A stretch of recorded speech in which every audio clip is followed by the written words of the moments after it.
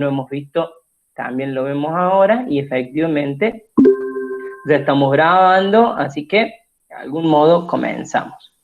Bien, buenísimo. Recuerden que yo compartiendo pantalla no los veo, no los puedo ver a ustedes, pero lo que ustedes quieran, necesiten preguntar, saben muy bien que activen el micrófono y lo hacemos, ¿sí? Así que no hay ningún problema.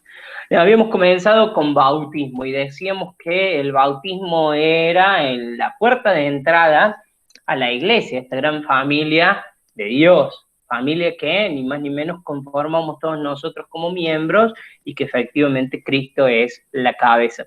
Recordemos que decíamos que la pila bautismal justamente nos ayudaba a pensar, sobre todo desde donde estaba dispuesta físicamente en el templo, que era ni más ni menos la entrada al bautismo, la entrada a la iglesia, ¿sí? Generalmente, si tenemos presente algún templo, generalmente las pilas bautismales están en la entrada a la derecha, ¿sí? O se arma en las grandes basílicas o en las grandes iglesias, incluso tiene como una capillita aparte, ¿sí? Pero siempre en la entrada a la derecha, o si no, directamente se dispone de ese modo al comienzo del templo, ¿sí? En el ingreso del templo, para significar eso, ni más ni menos que el ingreso a la iglesia, ¿sí? ¿Cómo se administra el bautismo? Hay dos formas con las que justamente podemos hacerlo, ¿sí? Sumergiendo a la persona, tal cual como lo hizo Jesús en el río Jordán.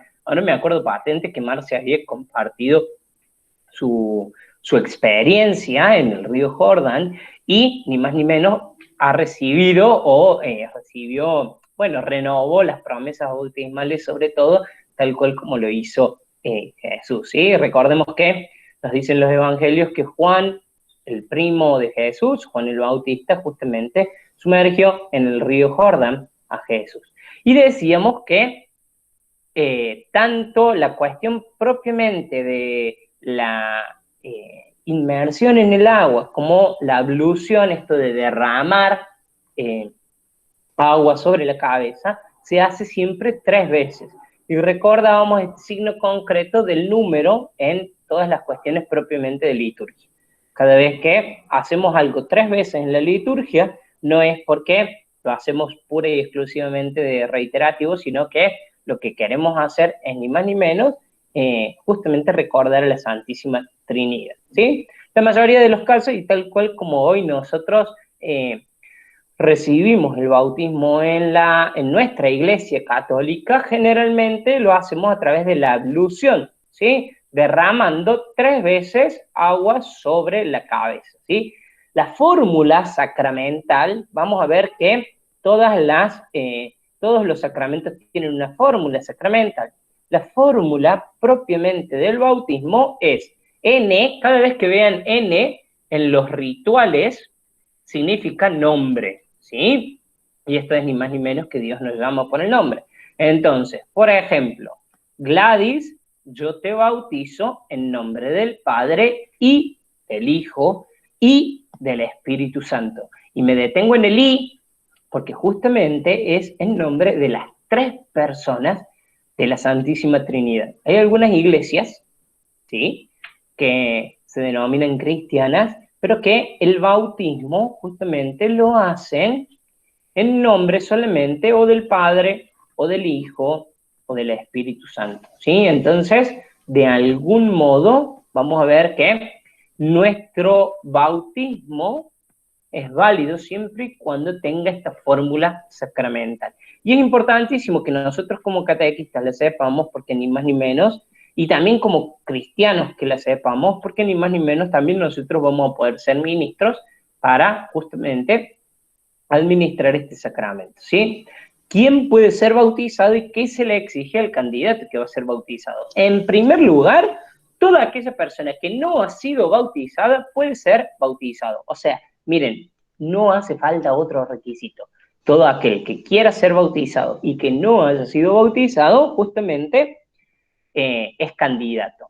¿Qué es lo que se le pide a esta persona? La única condición que se le pide a la persona es que pueda dar un testimonio público de la fe en la que quiere ser bautizado.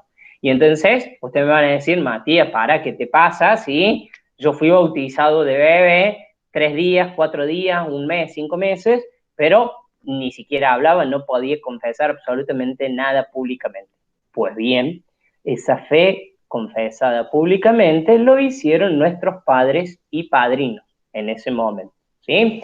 De algún modo, el ritual propiamente para adultos prevé de algún modo que esa fe sea confesada por la persona que va a ser bautizada, ¿sí? Porque ya está en edad. Por eso generalmente también, muchas veces, cuando de algún modo lo hacemos de adultos, recibimos los 3 sacramentos de iniciación en la misma celebración, ¿sí? Bautismo, confirmación y Eucaristía. Así que en ese sentido, de algún modo, nada obsta a que todo pueda celebrarse en la misma celebración. Pero aquel que no está bautizado puede ser bautizado y la única condición es, de algún modo, la fe pública, ¿sí? Porque la Iglesia mantiene la práctica de bautismo en los niños.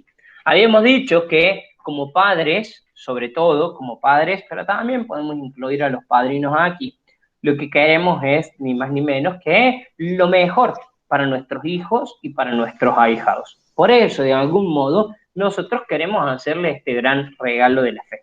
La fe sabemos muy bien que es un regalo, es don, es gracia. Nadie, absolutamente nadie, hizo mérito para merecerla, valga la redundancia, pero sin embargo, Dios en su infinita bondad, en su infinita misericordia, lo hace, ¿sí? ¿Quién puede administrar el bautismo? El bautismo, ordinariamente, obviamente que lo va a poder hacer cualquier persona que haya recibido alguno de los 3 grados del orden sagrado. Esto es, diácono, presbítero o sacerdote. El presbítero o el sacerdote es exactamente lo mismo, presbítero, sacerdote, el famoso cura, el famoso padre que nosotros conocemos, y también el obispo. Esos son los 3 grados del orden sagrado, ¿sí? Diaconado, presbiterado y episcopado, ¿sí? El episcopado, efectivamente, tal cual como lo habíamos visto al principio, el episcopado va a ser la plenitud del orden sagrado, porque de algún modo también va a poder celebrar los 7 sacramentos. El diácono solamente va a poder bautizar y va a poder casar, ¿sí? También va a ayudar obviamente en el altar, pero es simplemente un servidor, ¿sí? Pero administrar sacramentos, el diácono va a poder bautizar y va a poder casar. Sí, bien digo, casar. El presbítero va a poder bautizar, casar, obviamente consagrar la Eucaristía, va a poder celebrar el sacramento de la reconciliación y además justamente va a poder celebrar la unción de los enfermos. De los 7 sacramentos, 5. Y el obispo, además de esos 5 del presbítero, será quien, de algún modo, confirme, ¿sí? Celebre la confirmación, él es el ministro ordinario de la confirmación, y además también, y solamente él va a poder hacerlo, va a ordenar nuevos sacerdotes, ¿sí? Va a celebrar el orden sagrado. El único sacramento que no va a tener ningún tipo de ministros extraordinarios es ni más ni menos que el orden sagrado, porque hasta la confirmación puede tener el obispo un delegado, ¿sí? Ya lo vamos a ver cuando lleguemos a ese sacramento, ¿sí? ¿Qué ocurre en el bautismo? Bueno, es lo mismo que ya estuvimos hablando, nos incorporamos plenamente a la gran familia de hijos de Dios y nos reconocemos como miembros del cuerpo de Cristo, ¿sí? ¿Qué supone recibir un nombre en el bautismo? Me acuerdo que esto lo habíamos hablado porque habíamos nombrado justamente, o habíamos hecho mención de esta cuestión de los nombres raros, ¿sí? Pero al final, el que los compañeros habían elegido para su bebé no era tan raro, así que habíamos reconocido hasta los santos patronos y todo, ¿sí? Recibir un nombre en el bautismo significa que para Dios no somos un número más. Recibir un nombre en el bautismo significa justamente que Dios nos llama por nuestro nombre. Por eso la Iglesia también recomienda a que justamente podamos elegir un nombre de algún modo cristiano, si se permite la expresión, que pueda reconocer un santo patrono, que de algún modo haga referencia a alguna advocación mariana, o alguna advocación propia del misterio de vida de Jesús, tal cual como decíamos, por ejemplo, Natividad, Asunción, por ejemplo, son todos nombres que nos recuerdan ni más ni menos que a advocaciones marianas o a cuestiones propias del misterio de la vida de Jesús, ¿no? Asunción, Ascensión, María, Mariana, bueno, ni hablar de Jesús o Emanuel, bueno, son todos nombres que de algún modo nos hacen referencia a los misterios de Jesús, ¿sí? ¿Qué supone, o acá me parece que vamos a ir un poquito más lentos para comenzar con el ritual de bautismo, que creo que hasta ahí habíamos llegado, me parece, si alguien me puede de algún modo confirmar, comenzamos con el ritual, ¿sí? Lo, ¿Puede lo ser? hicimos todo y llegamos hasta la última diapo, donde decía Código de Derecho Canónico, que leamos eso de... Perfecto, buenísimo. Entonces, esto para los compañeros que no estuvieron en la clase pasada, hacemos un repaso, gracias. Entonces, hacemos un repaso así como rapidísimo y comenzamos con confirmación, ¿sí? Se recomienda generalmente que la celebración del bautismo pueda hacerse dentro de la vigilia pascual, ¿sí? Es como el día más propicio para celebrar un bautismo. Llegado el momento que no se pueda hacer, lo hacemos un día domingo, en su carácter de Pascua semana, ¿sí? Nos reíamos porque también es cierto que, de acuerdo a la realidad pastoral de nuestras parroquias, nuestras comunidades, generalmente los bautismos se celebran los sábados y muchas veces los sábados a la mañana o los sábados a la siesta, ni siquiera a la tarde, que propiamente eso sería vigilia del día domingo, ¿sí? Los vemos desde acá a los ritos, los compartimos rápidamente y ya pasamos a lo que es ni más ni menos que confirmación, ¿sí? Tenemos los ritos de entrada o de acogida, en donde vamos a escuchar al ministro ordinario que va a preguntar a los padres justamente qué vienen a pedirle a la iglesia. La respuesta es sencilla y concreta: el bautismo. Se va a preguntar después justamente cuál es el nombre que han elegido para su hijo, para su hija, y finalmente se les dice que luego del bautismo tienen ellos mismos un compromiso, ¿sí? Con la comunidad cristiana, con Dios, con su hijo, con su hija, con ellos mismos, de educarlos en la fe justamente cristiana. En la liturgia de la palabra, todo lo que son propiamente las lecturas y la homilía van a hacer referencia, y la oración universal de los fieles van a hacer referencia ni más ni menos que a los bautizados. Luego viene el pedido de intercesión, el pedido de ayuda a los santos patronos de estos niños. Primero invocando ni más ni menos a Jesús, el nombre de Jesús, el nombre de María, y después compartiendo justamente la intercesión y la alegría de la intercesión de todos los santos y en especial de los santos patronos de estos niños. El ritual de bautismo justamente dice: se invita, si fuera posible, a que se nombren a los santos patronos de ni más ni menos estos justamente niños, ¿sí? Pero les ponía yo de ejemplo que por ahí me tocó compartir muchos bautismos con un sacerdote salesiano, que cuando no le encontraba con estos nombres raros y nuevos que por ahí los papás le ponen a los hijos, cuando no encontraba su santo patrono, pedía a los ángeles de la guarda, ¿sí? La intercesión.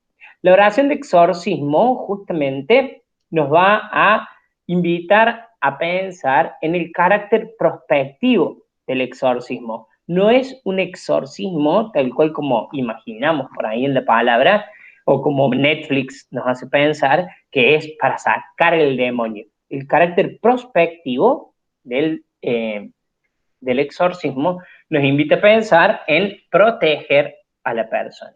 Y después se hace la unción justamente con el óleo de los catecúmenos, en el pecho. Esa unción es en el pecho. para que Cristo, coraza, Cristo armadura, Cristo justamente sea nuestro escudo contra todos los males que vamos a tener que enfrentar en la vida cristiana. Después viene la liturgia propiamente del bautismo, la liturgia propiamente sacramental. Lo primero que se hace va a ser ni más ni menos que justamente bendecir el agua. Recordemos que el agua bendita después se usará ni más ni menos que propiamente para el bautismo. Tenemos las renuncias y la profesión de fe, esto es la renovación de las promesas bautismales de los padres y los padrinos, propiamente el bautismo con la fórmula que ya habíamos compartido. Luego tenemos la unción con el santo crisma, óleo consagrado y perfumado, que se hace en la cabeza. Por eso después del bautismo, cuando nos acercamos a saludar al bebé, decimos, uy, qué rico olor que tiene. Y es que justamente esa es la función del santo crisma, poder de algún modo, ni más ni menos, que justamente compartir, irradiar en el mundo el buen olor de Cristo. Luego de eso vienen lo que son los ritos complementarios, que generalmente se realizan de algún modo si no se pueden hacer o si justamente hay algo que falta, bueno, no obstaría ni invalidaría el sacramento, pero siempre es lindo hacerlo. La imposición de la vestidura blanca sabemos que nuestra liturgia es riquísima en signos, en símbolos, y además también nos ayuda ni más ni menos que justamente a poder pensar en ese hombre nuevo en el que hemos sido revestidos. Pablo va a decir, somos revestidos con Cristo, somos revestidos y somos un hombre nuevo, tal cual como lo plantea la figura bíblica, también nosotros queremos señalar eso. Por eso, la tradición de que a los niños se los viste con ropa blanca. Llegado el momento, si no tienen ropa blanca, efectivamente, algunas parroquias por ahí tienen un pañito blanco que se entrega también con el cirio, con la velita, o cuando nada de eso sucede, el sacerdote, que muchas veces justamente tienen las estolas blancas en su carácter de fiesta, justamente los envuelve en la estola. La entrega del cirio, que se enciende a partir del cirio pascual, ni más ni menos que nos va a ayudar a pensar justamente en la luz que se nos entrega, en la llama de la fe que padres y padrinos no solamente no tienen que dejar apagar, sino que además tienen que hacer crecer. Y finalmente, el rito del éfeta. El éfeta en arameo significa ábrete, ¿sí? Y que se hace propiamente en ojos, en boca y en oídos, para que podamos de algún modo seguir construyendo el reino de Dios con lo que decimos, con lo que proclamamos, con lo que escuchamos y también con lo que vemos. Finalmente, el rito propiamente finaliza con el Padre Nuestro y la bendición final, ¿sí? Esto sería propiamente el rito propio del sacramento fuera de la Eucaristía, ¿sí? Sabemos que también se puede incluir con la Eucaristía y obviamente va a tener ni más ni menos que, propiamente lo que va a seguir en el sacramento de la Eucaristía, que ya lo vamos a ver. Vamos a pasar al segundo sacramento de iniciación, ¿sí? Y vamos a compartir un montón de cosas sobre la confirmación, un sacramento muy, muy, muy lindo y que tenemos un montón de cuestiones como para poder decir, ¿sí? Les voy a contar una anécdota del bautismo porque si no me voy a quedar justamente ahí, y esta anécdota estoy segurísimo que hemos compartido un montón de anécdotas, pero esta no se las conté, y nos va a ayudar a también, porque yo quiero verlos un poco, así que quiero asegurarme que no se están durmiendo, así que eso me preocupa, que se duerman. Esto es absolutamente verídico, absolutamente verídico. No vamos a dar nombres, ocurrió ya hace muchos años, pero en una ordenación episcopal, ¿sí? Una ordenación de obispo.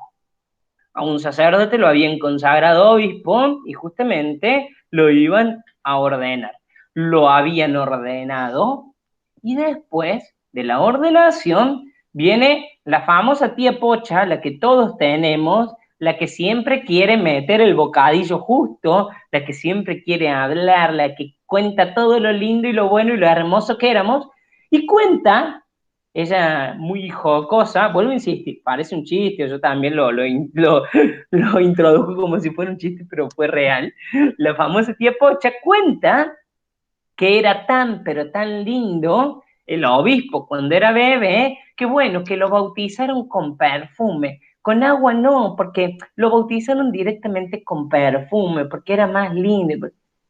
Estaban los obispos consagrantes, todo el mundo escuchándole a la tía Pocha y le dicen, tía Pocha, ¿cómo que lo bautizaron con perfume? Sí, sí, pero ¿usted está segura, tía Pocha? Sí, sí, sí, estoy segurísima que lo habían bautizado con perfume, no con agua. Esto invalidó, tal cual, invalidó el bautismo que el obispo recién consagrado había ni más ni menos que justamente recibido. Al no tener el bautismo, invalida todos los otros sacramentos que esta persona tenía. Así que obviamente la gente, la gran mayoría de la gente, el pueblo fiel de Dios no se enteró, siguieron la fiesta, pero después de modo privado tuvieron que bautizar, confirmar, ordenar, diácono, sacerdote, obispo a esta persona.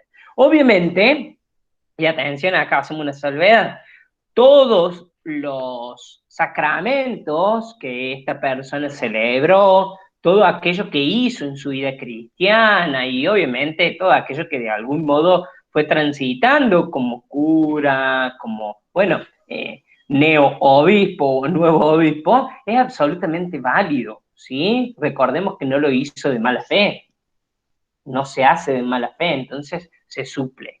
Pero tomando conocimiento, ni más ni menos, que su bautismo no había sido válido, de algún modo, justamente, necesitábamos tener un sacramento válido. Y por eso es que lo tuvieron que bautizar de nuevo, ¿sí? Así que bueno, esa anécdota quedó para la historia. Vamos a comenzar con el sacramento de la confirmación. ¿Por qué justamente incluimos confirmación y no hacemos nosotros la Eucaristía? Como de algún modo en nuestras catequesis lo tenemos pensado, fíjense, en nuestra sociedad, no solamente en nuestra arquidiócesis, en nuestro país también, en toda Latinoamérica, está muy instalado esta cuestión de que tenemos el bautismo cuando somos bebés, más o menos la primera comunión a los 9 años, 9 o 10 años, la confirmación después de la comunión. Y ahí sí, libertad para que las parroquias o las comunidades puedan discernir en qué edad es justamente conveniente hacerlo. Porque yo incluyo la confirmación propiamente como segundo sacramento de iniciación. Históricamente, este era el camino que recorrían los cristianos. Bautismo primero, confirmación después y finalmente la Eucaristía. La Eucaristía, fuente, origen, centro y culmen de la vida cristiana, era tan, pero tan, pero tan importante para los cristianos que de algún modo teníamos que estar súper preparados para eso. Teníamos que de algún modo estar súper maduro no es una cuestión, un lenguaje muy académico que digamos, pero obviamente es para que nos demos cuenta la importancia que tenía que tener es un lenguaje súper coloquial, valga la redundancia. Pero de algún modo teníamos que estar bien preparados para recibirlo a Jesús Eucaristía. Es más, fíjense, en el camino catecumenal, históricamente, aquel que de algún modo iba haciendo el camino de preparación para la Eucaristía, justamente iba y participaba de la celebración eucarística, sobre todo hasta la liturgia de la palabra. Luego de haber comulgado con la palabra, recordemos que después del Concilio Vaticano II, la Eucaristía tiene dos mesas: la mesa de la palabra y la mesa propiamente de la Eucaristía. Comulgamos con la palabra y comulgamos con la Eucaristía. Y esto es importantísimo, sobre todo en estos últimos años, ¿sí? La animación bíblica de la pastoral, a partir de la profunda renovación que plantea el Concilio Vaticano II, nos va a invitar a pensar también en la importancia de la palabra. Y no dejarla la palabra ahí relegada o escondida. No, es verdaderamente importante. El ambón será justamente la mesa de la palabra y el altar propiamente mesa de la Eucaristía. Con ambos comulgamos, ¿sí?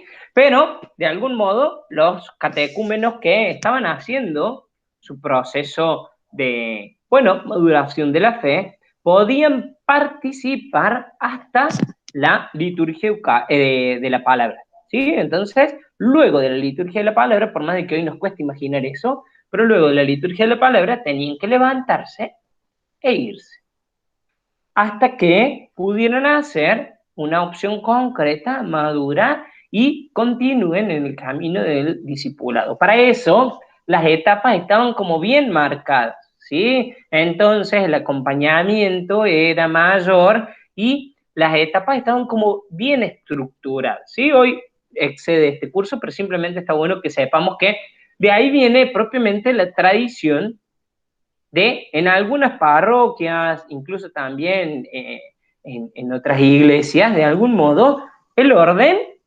cambia, ¿sí? No habría problema, no obstaría, no es que, está mal, profe, en mi parroquia se celebra primero la confirmación y después la comunión, y no, en absoluto, no está mal para nada, y de hecho evoca propiamente una experiencia histórica de los cristianos, ¿sí? Vuelvo a compartir pantalla justamente para entrar de lleno en la confirmación. Hay varios textos que vamos a compartir y de algún modo vamos a seguir ni más ni menos que el camino propiamente. La verdad que la confirmación es un sacramento que me gusta, sobre todo porque justamente lo comparto en el colegio con adolescentes, entonces de algún modo ya vamos a charlar sobre eso, pero de algún modo lo disfruto mucho. ¿Qué es la confirmación? Vamos a ver que yo por ahí no tiene sentido que yo lea las diapositivas, ¿sí? Así que en realidad estas diapositivas me ayudan y me ordenan y me organizan, pero quédense tranquilos que de algún modo lo escrito está, lo vamos explicando propiamente con un lenguaje más coloquial y obviamente que si hay algún tipo de duda o pregunta, me avisan. Pero todo esto, tal cual como lo habíamos dicho, tiene los números propiamente en donde podemos encontrar en el catecismo de la Iglesia Católica, ¿sí? Así que, de algún modo, para ir profundizando, estos son así como resúmenes propiamente de esos números, ¿sí? Sabemos muy bien que es la confirmación, en primer lugar, es un sacramento, uno de los 3 sacramentos de iniciación.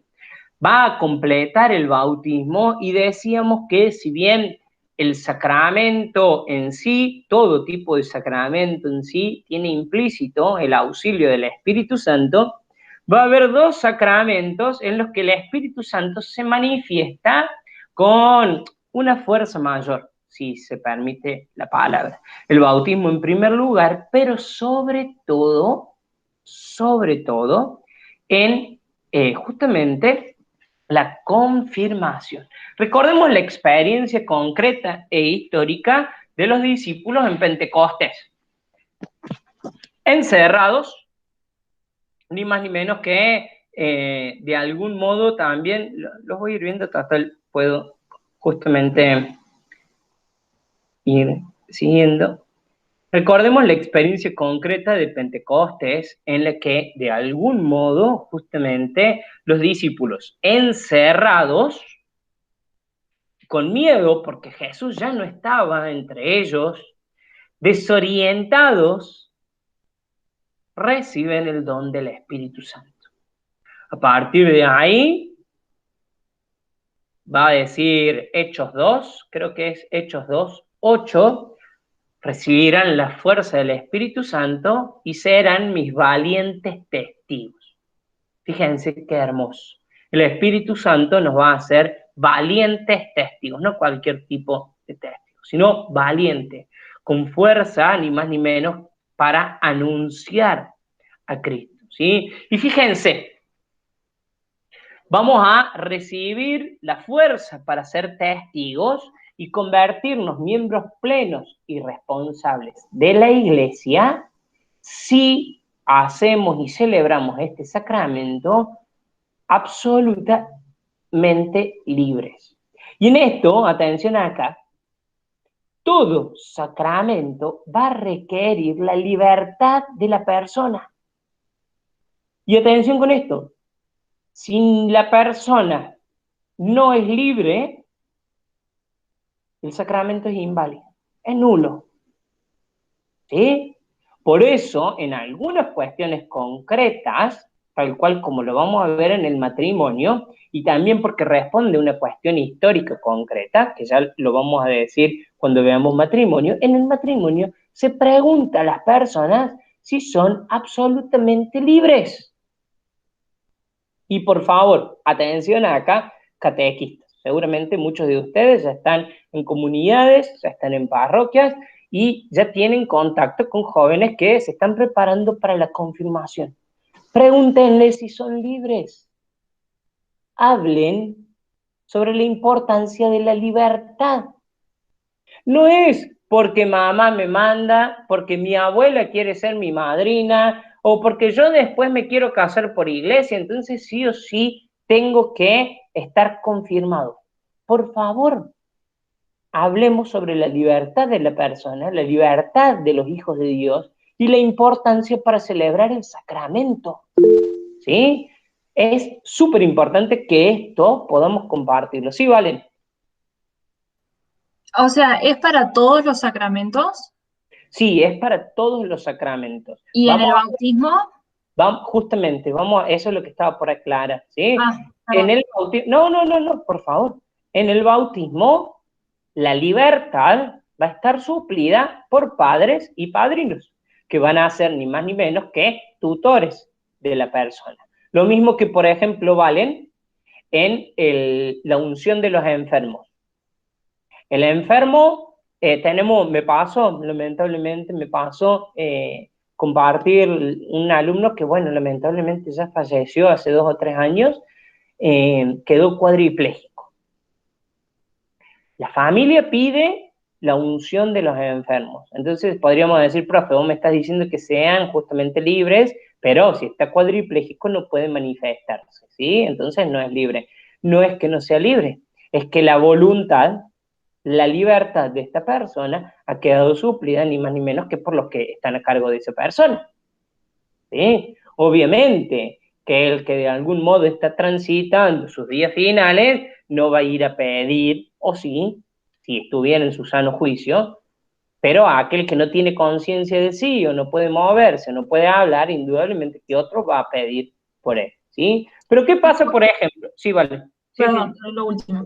No, Por ejemplo, todo lo que quieras, todo lo que quieras. si, o sea, yo voy y le pregunto, por ejemplo, ahora a los de comunión, ¿ustedes quieren hacerlo? Y me dicen no, porque mamá me mandó, me inscribió, la abuela, qué sé yo. Mira, Andate, o como, o sea, no, en absoluto, no me los eches, por favor. no, No me los por eches. eso es como, Mira, te voy a no, intentar de convencer para que después de los 2 años vos me digas sí, sí lo quiero, pero es como que... no se trata, mira, gracias por poner el ejemplo y créeme que a mí me ha pasado, en comunión me ha pasado que el nene viene, 9 años, 10 años, y te dice, profe, yo no quiero hacer la comunión. Por el motivo que sea, no quiero hacer la comunión.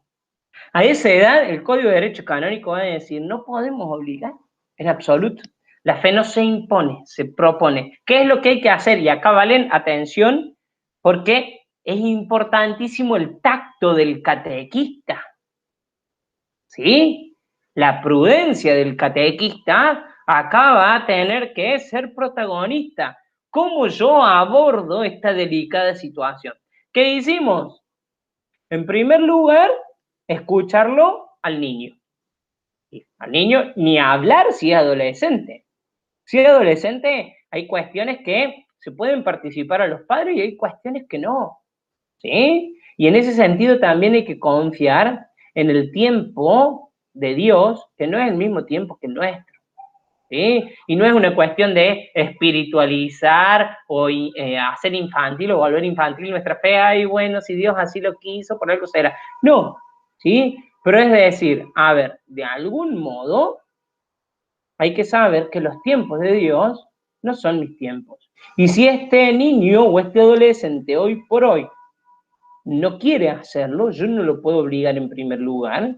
Sí puedo acompañarlo, puedo escucharlo, puedo de algún modo compartir algunas impresiones al respecto, pero lo peor que podemos hacer como catequista es intentar convencer.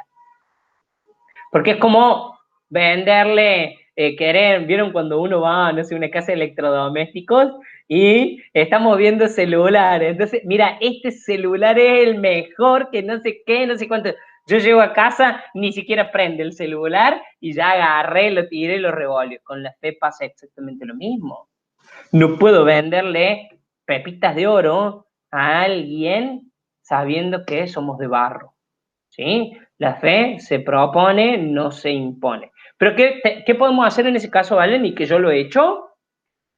Llamar a la familia, obviamente no se va a confrontar con papá, mamá y el niño. O sea, el niño de un lado, yo al medio, papá y mamá. No, en absoluto, eso no tiene sentido y de hecho el niño lo peor que le podemos hacer al niño es exponerlo, en absoluto, ¿sí? Pero en estas cuestiones sí agarrar y decir, miren, papá, mamá, Matías, nos expresó en un encuentro de catequesis que él no quiere hacer la comunión, por tal y por tal motivo, ¿sí? Nosotros creemos que es válido lo que él nos pide, lo que él nos dice, lo que él nos comparte, y de algún modo también justamente tenemos que escucharlo, ¿sí? Es importantísimo eso, ¿vale? ¿Sí? A ver, por ejemplo, hoy ya casi no se hace, ¿sí? Pero hay algunos, sobre todo algunos colegios, yo que estoy en el mundo de los colegios, hay algunos colegios que sí lo hacen, pero hoy prácticamente esa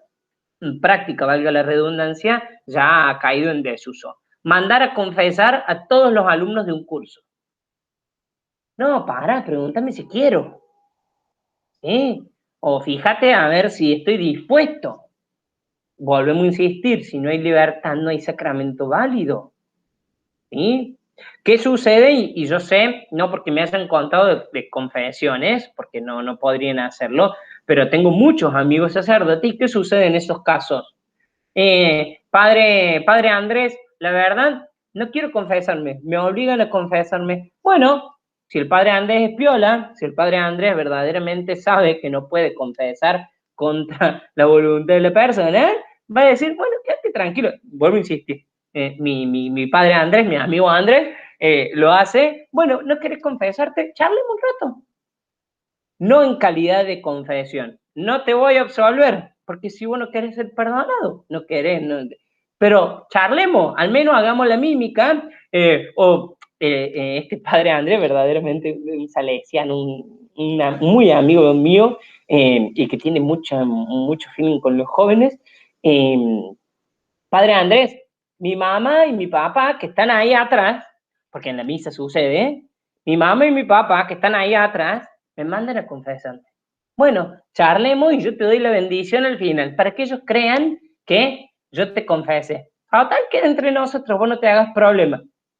Y charla, ¿sí? Pero volvemos a insistir, ese sacramento bajo ningún aspecto puede ser válido si se hace contra la voluntad de la persona, ¿sí? Así que estemos atentos a esas cuestiones porque no podemos obligar a nadie, no podemos obligar a nadie.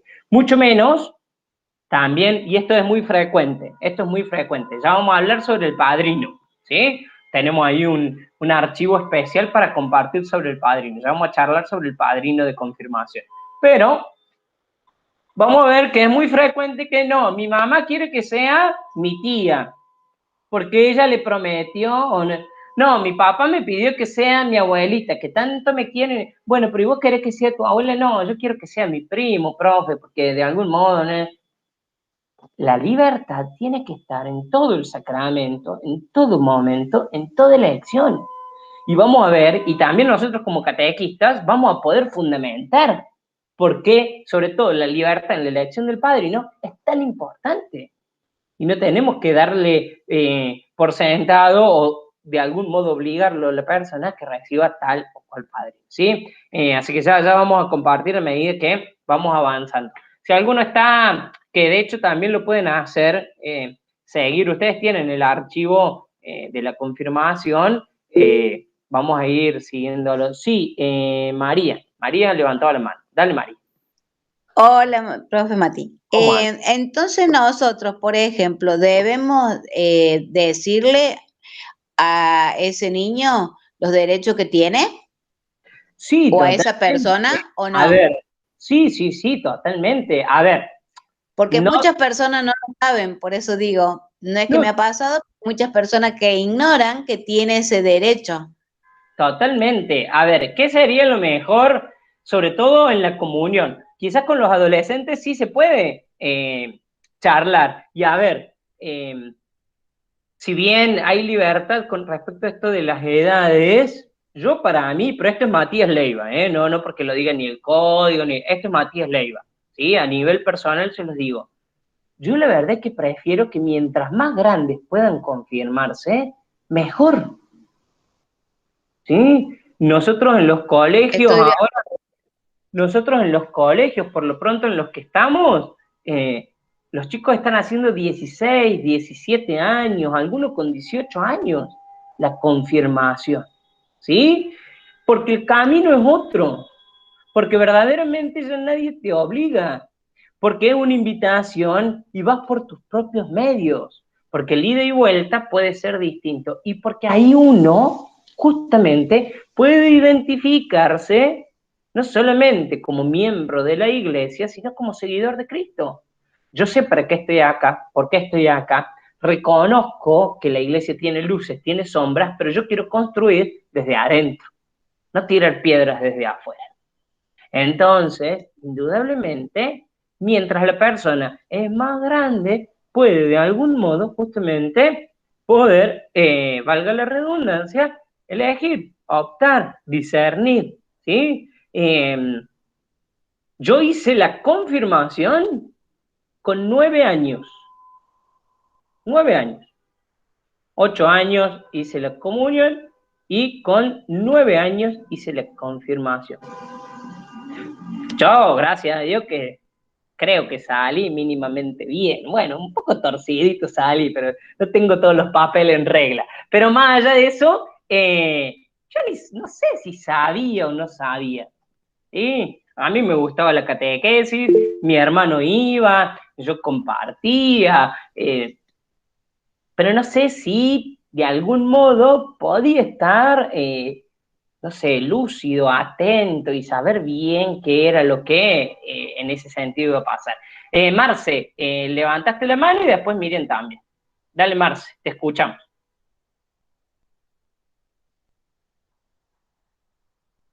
No sé si Marce está hablando, pero está muteada. ¿Estás muteada, Marce? A lo mejor, a lo mejor ya estabas hablando y... Sí, ya estaba hablando. Digo, no, quiero contar algo como similar a lo que contó Luis. Cuando nosotros fuimos a hacer confirmación, él dijo que no recordaba haberla hecho, entonces por eso hizo el curso conmigo. Es más, yo sabía que no la había hecho, pero sin embargo tuve un matrimonio por iglesia y no me lo pidieron al sacramento de la confirmación. Entonces, bueno, es por eso que decía que a veces, bueno, porque en mi caso, porque mi mamá yo pasé la comunión más grande, también porque mi mamá era de familia protestante, entonces cuando ella se hace católica, nos hace católicos a nosotros, y bueno, y entonces ella quería que vayamos conociendo, entonces la comunión la hice más grande, y la confirmación no llegué a hacerlo porque ya me vine a estudiar a Córdoba, y bueno, ya me perdí. O sea, yo sabía que no la había hecho, pero sin embargo, por ejemplo, Luis que dice que no recordaba haberla hecho, por eso es que, y esto hace mucho a la libertad y a la voluntad, o sea, la libertad de conocer, porque por ahí uno no lo conocía más que a lo mejor como un rito obligatorio para otro sacramento, un sacramento obligatorio para otro que siga, o en el, bueno, para seguir dentro también de la familia cristiana. Totalmente, totalmente. Gracias, Marce. Y miren qué importante esto. Y de hecho, así arranco muchas veces el año de confirmación que hacemos nosotros en el colegio, que es absolutamente libre y opcional. Nadie está obligado. De hecho, los chicos se quedan una hora después de clase, pero es libremente, ¿sí? Nadie puede amar lo que no conoce. En la confirmación queremos conocer nuestra fe para volver a elegirla, para volver a, de algún modo, escogerla y así amarla, ¿sí? Y de algún modo, siendo valientes testigos de Cristo, conociendo a Cristo, poder darlo a conocer. Por eso es que se hace todo el camino de preparación y también propiamente hay toda una cuestión propia de formación, ¿sí? Pero implica también la voluntad y la libertad de la persona. Entonces, qué lindo esto que vos decís, Marce, yo por mis propios medios, ni más ni menos que, bueno, escogí eso. Le escuchamos a Miriam y después a María, que también había levantado la mano. Miriam, te escuchamos. Sí, yo también, yo la hice de grande, a los 48 años. Y en mi casa eran todos católicos, inclusive mi hermano es oblato en el monasterio, en los toldos, y sin embargo yo estaba como rebelde. Incursioné por el budismo, como yo escribo y todo eso, era como que hice letras clásicas y es como que toda esa onda así de investigar la filosofía. Hice budismo, iba al Caicán, que se llama así, donde se juntaban los budistas y todo, y bueno, y después volví y a los 48 años hice confirmación y lo sentí realmente. O sea, fue un descubrimiento que yo digo, ¿para qué hice todo lo otro? Bueno, es como que uno madura en la fe también. Un tiempo, ¿no es cierto? Y bueno, y sin embargo me sirvió y bueno, y me encanta y es como que no me había ido nunca en realidad. Es como que uno echa una mirada hacia otras cosas por curiosidad o por, no sé. Bueno, y estoy acá. Bueno, muchas gracias por compartir el testimonio y es así tal cual, ¿no? Por algo Jesús se propone y se plantea como el camino, la verdad y la vida, ¿no? No dice yo soy una de las verdades, yo soy uno de los, yo soy el camino, yo soy la verdad, yo soy la vida. Qué lindo eso. Bueno, muchas gracias, Miriam. Escuchamos a María. Sí, profe, por ejemplo, si una persona que no es bautizada y recibe el sacramento, se casa, ¿no es cierto? Y no ha sido bautizada, ¿queda anulado ese casamiento? No.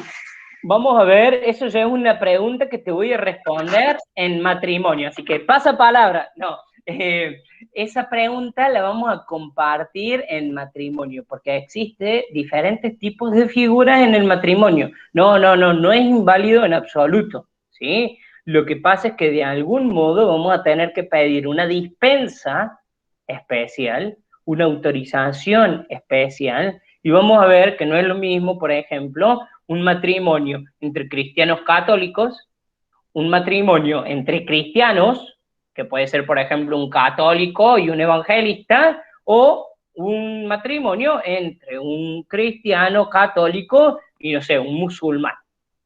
¿Sí? Vamos a ver que hay diferencias. ¿Sí? No van a ser inválidos siempre y cuando de algún modo tengan la dispensa, tengan el permiso. ¿Sí? Pero quédense ahí tranquilos. Terminamos con las preguntitas de confirmación y vamos a hacer un recrédito, ¿sí? Pero de algún modo quiero terminar con las preguntitas, así seguimos avanzando. Nos quedan 2 o 3 preguntitas nada más. ¿Qué sucede en la confirmación? Sabemos muy bien que de algún modo, justamente, en la confirmación recibimos la efusión del Espíritu Santo. De hecho, ese va a ser el momento más importante de la celebración. Ahora lo vamos a ver en el rito, ya lo vamos a compartir, y es ni más ni menos que el momento más importante de la celebración, ¿sí? Así que justamente la efusión del Espíritu Santo va a estar presente de un modo particular. La confirmación nos va a dejar una huella imborrable, indeleble. Por eso también va a ser uno de los 3 sacramentos que imprimen carácter. ¿Qué significa esto? Significa que nos queda el sello marcado a fuego. Nada ni nadie nos va a poder borrar ese sello. El bautismo, la confirmación y el orden sagrado son los 3 sacramentos que imprimen carácter. Y como imprimen carácter, solamente se pueden celebrar una sola vez. ¿Sí? Bautismo, confirmación y orden sagrado. Y es más, un dato a tener en cuenta. Esa huella indeleble, esa huella imborrable, la hacemos ni más ni menos que con el Santo Crisma. Por eso, son los únicos, son los 3 sacramentos en los que se hace ni más ni menos que la unción con el Santo Crisma, y eso va a ser ni más ni menos que nuestra huella imborrable. Sabemos muy bien qué es lo que sucede si justamente se nos cae un poco de aceite en la ropa. Bueno, exactamente lo mismo en nuestro cuerpo, ¿sí? Tal cual, de ese modo. ¿Quién puede ser confirmado y qué se exige al que lo solicite? ¿Sí? En primer lugar, puede ser confirmado todo católico que haya sido bautizado y que esté en estado de gracia. ¿Sí? ¿Qué significa esto?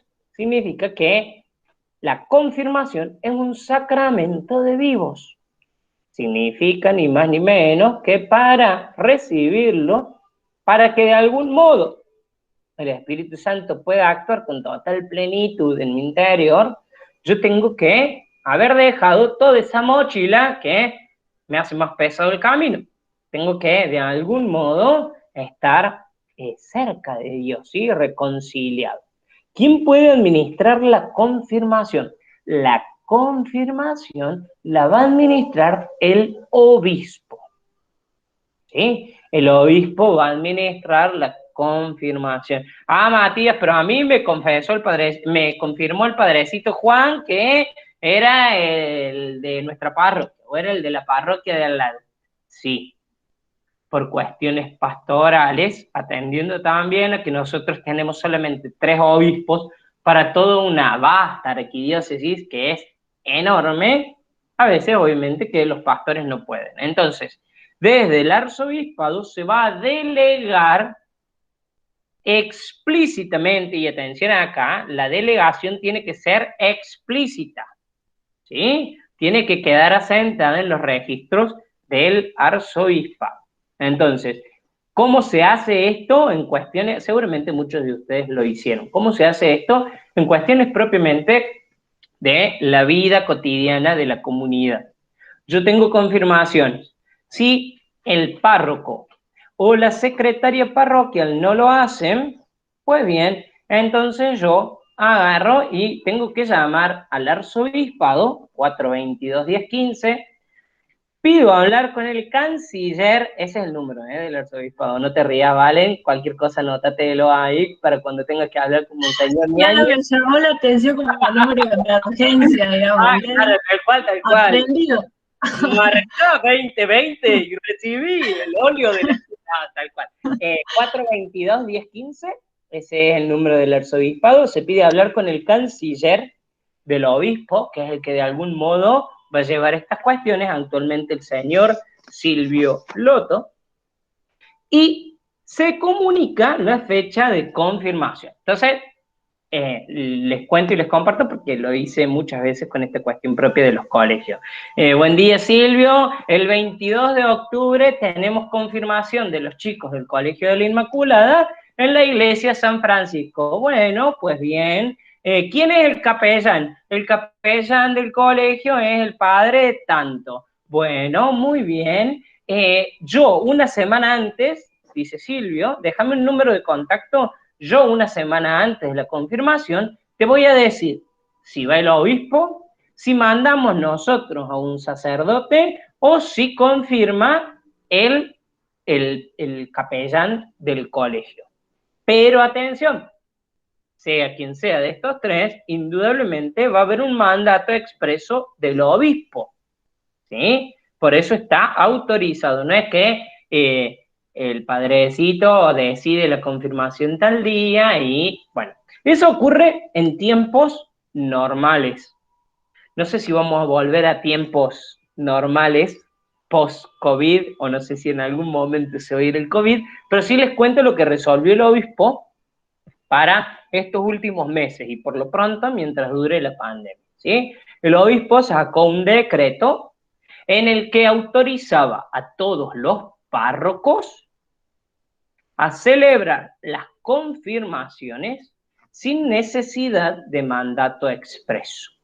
Entonces, por cuestiones de necesidad y atendiendo muchas veces a las urgencias pastorales, el párroco podía poner la fecha que quisiera. Y de hecho, créanme que las parroquias, a lo mejor ustedes conocen algunas situaciones parecidas, se están manejando así. Bueno, ¿nos permiten celebrar ahora? Celebremos ahora. Podemos entrar 15 confirmandos, bueno, metamos a los 15 confirmandos.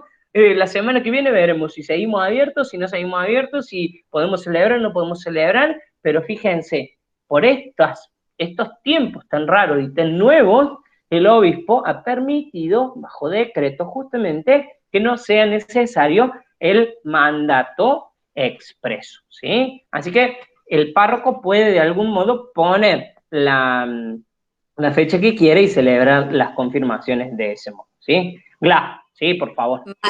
Sí, Mati, otra cosa que también ahora salió, el tema de los padrinos, que, bueno, sí, vos seguramente lo sabes, que los padrinos nosotros siempre pedíamos que sí o sí los padrinos estuvieran confirmados por el tema de que tienen que acompañar en esto, ¿no? Es tan importante como si fueran bebés. Entonces, ahora ya no hace falta que los padrinos lleven ningún tipo de certificado, solamente si están bautizados. Solamente. Exacto. En realidad, tal cual como vos decís, no hace falta que lleven ningún certificado, o sea, no tienen que presentarlo, pero sí tienen que seguir estando confirmados. Ya lo vamos a compartir, pero no es necesario, sí tienen que estar confirmados, pero no tienen que llevar el papel, ¿sí? ¿Por qué? Este trámite, muchas veces, justamente, más allá de ser engorroso, porque si imagínate, los chicos tardan un montón en traernos el certificado de bautismo, cuanto más el padrino, no sé qué, esa cuestión. Pero lo vamos a ver propiamente entre los requisitos para ser padrinos. Pero sí, no se pide el certificado de confirmación del padrino, porque confiamos justamente en la buena fe y en la palabra del padrino, ¿sí? Pero entonces tiene que sí o sí estar confirmado. Tiene que estar confirmado, pero no es necesario que lleve el papel. Sí tiene que estar confirmado, pero no tiene que llevar el papel. Ese es el requisito que se eliminó desde el arzobispado. Propiamente, esta cuestión burocrática del papel. ¿Sí? Bien, gente, nos vamos a tomar un recreíto, es justo y es necesario. Mati, sí, perdón. Sí. No, queríamos... Ya me fui el recreo, lo lamento. No. No, te queríamos robar un chiquitín. Sí. Con el grupo La Salet queríamos dar gracias. El jueves pasado el grupo La Salet pudo hacer su proyecto, el proyecto de la primera materia, o sea, del profe Juan Pablo. Salió hermoso, muy lindo. Y bueno, con las chicas, con Estela y Jessy, queríamos dar las gracias públicamente, por así decirlo, a Mars, o sea, la fraternidad, digamos, San Pablo y Santa Teresita, exclusivamente a Marce, a María, Ramón y Vero, porque, nada, o sea, se sumaron voluntariamente y fue una mano enorme, o sea, y además, bueno, algo muy conciso, se complotaron los dos proyectos, digamos, porque, bueno, la Marce nos fue anexando todas las fotos y videos, y el proyecto de ellos es justamente documentar todo virtualmente, así que sin querer queriendo, los dos proyectos se superponieron, digamos, pero para bien, así que nada, queríamos darle las gracias públicamente y, bueno, comentar eso.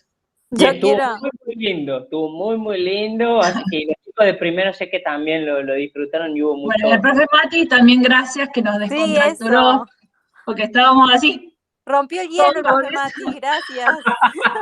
Así que era necesario romper el hielo de algún modo, así que bueno, el Mati mandado a hacer lo hizo. No, por favor, una alegría y estuvo muy, muy lindo, ¿sí? Así que bueno, gracias. Vamos a tomar 10 minutos, ¿sí? 1:25 nos volvemos a conectar para seguir compartiendo, ¿sí? Así que detenemos la grabación, primera parte de nuestra